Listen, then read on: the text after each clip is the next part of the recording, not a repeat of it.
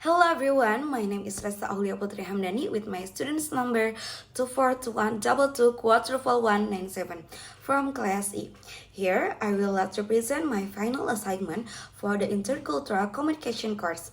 As an English education student, I used to think that the biggest challenge in the classroom was difficult material.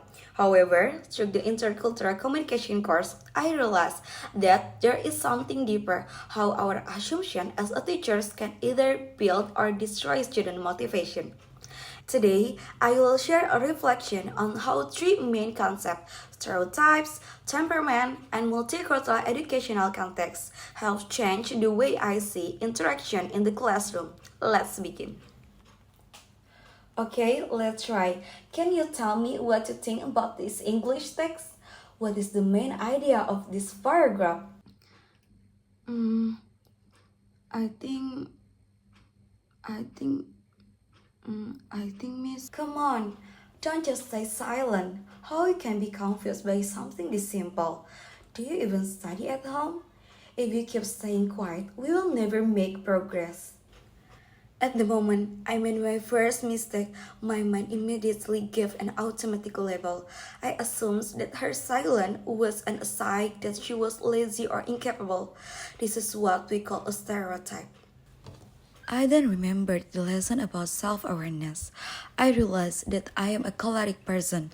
My communication style is very direct, fast, and sometimes demands instant result. But are all students like that? Of course not. My student might be phlegmatic or melancholic. It's not that they don't know the answer, but they may need more time to process information and feel safe before speaking. Understanding our own temperament and the temperament of others help me avoid judging too quickly. It's okay. Take your time. I'll wait for your answer. Okay? It's alright if you're still unsure. I think the text is about how culture affect communication, miss. Excellent point. That's a very good answer. Thank you for trying. I applied strategies from the multicultural educational context lesson, namely interpretive patient and wait time.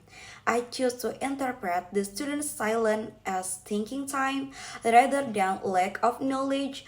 This gave them a sense of belonging in the classroom. That short experience taught me that a classroom is never culturally neutral.